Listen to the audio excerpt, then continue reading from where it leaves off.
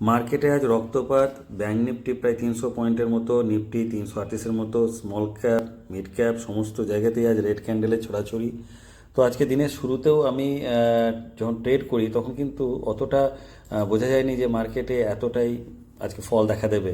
কারণ মার্কেট গতকালকের যে সাপোর্ট 47,200 সেটাকে যথেষ্ট রেসপেক্ট করছিল দিনের প্রথম হাফে, এবং আমি সাধারণত ওই 10টা 10:30 পর্যন্ত ট্রেড করি। তো প্রথম থেকে তার জন্য আমি সেরকম কোনো ট্রেডের সুযোগ পাচ্ছিলাম না।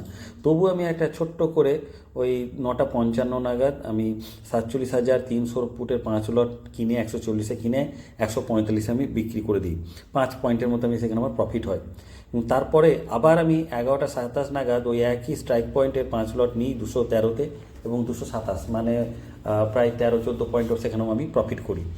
তো আজকে সেরকম বিশেষ কিছু আমার ট্রেড আমার হয়নি, এবং দিনের শেষে আবার একটা ছোট্ট করে একটা স্ক্যাল্পিং করি, যেখানে 414-তে ওই একই স্ট্রাইক প্রাইসে কিনে 426-এ আমি সেটাকে সেল করি। যদিও তখন আমি কিন্তু আমার কোয়ান্টিটি কমিয়ে দিয়েছিলাম, মাত্র 3 লট নিয়ে আমি কাজ করেছিলাম, এবং দিনের শেষে আমার আজকে প্রফিট দাঁড়িয়েছে 1,873 টাকা।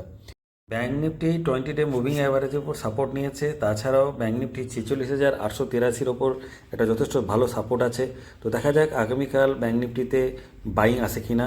ভিডিওটা যদি ভালো লাগে তাহলে অবশ্যই ভিডিওটাকে লাইক করবেন, আর আমার চ্যানেলটিকে অবশ্যই সাপোর্ট করবেন, চ্যানেলটিকে সাবস্ক্রাইব করবেন, শেয়ার করবেন, এবং আপনাদের অমূল্য মতামত ভিডিওর শেষে কিন্তু জানাবেন, যাতে করে আমার কোথায় ভুলভ্রান্তি বা ত্রুটি হচ্ছে সে বিষয়ে আমি যেন আরও ভালোভাবে শিখতে পারি, এবং আমার ট্রেডের যে কী লজিক, সেই ট্রেডের লজিক আমিও কিন্তু আপনাদের সাথে ভবিষ্যতে শেয়ার করব।